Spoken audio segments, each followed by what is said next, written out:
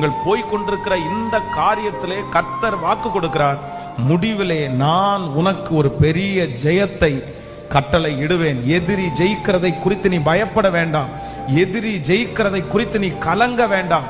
ஒருவேளை இந்த சத்தம் உங்களுக்காக மட்டுமாக இருக்கலாம். பாஸ்டர், நீங்க எனக்காக தான் பேசி கொண்டிருக்கிறீர்கள். அவன் சொல்ற காரியமெல்லாம் நடக்குது. அவனை எல்லாருமே நம்புறாங்க. அவன் சொன்னதை அப்படியே செய்து முடித்து வருகிறான். எனக்கு முன்னாடி அவனுக்கு முன்னாடி நான் தோற்று போகிறத நிறைய பேர் பார்த்து கொண்டே இருக்கிறாங்க. இதனால முழுக்க முழுக்க என்ன நிர்மூலமாக்கிடுவானோன்னு நினைக்கலாம்.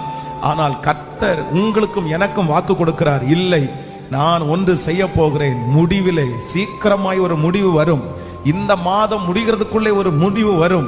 எதிரியினுடைய காரியத்துல கர்த்தர் ஒரு முடிவை கட்டளையிட போகிறார். முடிவிலே அவர்கள் அல்ல, மொர்தெகாயை முடிவிலே ஜெயிக்க பண்ணின கர்த்தர் என்னையும் ஜெயிக்க பண்ணுவதற்கு கர்த்தர் வல்லவராய் இருக்கிறார்.